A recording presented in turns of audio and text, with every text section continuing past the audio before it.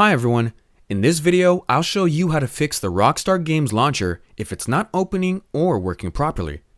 Let's get started. First, try right-clicking the launcher icon and selecting Run as Administrator. If that doesn't help, press Ctrl, Shift, Escape to open Task Manager. End all Rockstar and Social Club processes, then try opening the launcher again.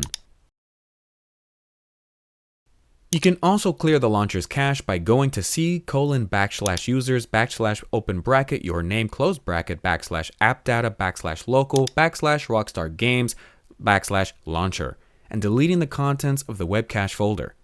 Finally, making sure your graphics drivers and Windows updates are up to date, and try disabling your antivirus temporarily to see if it's blocking the app.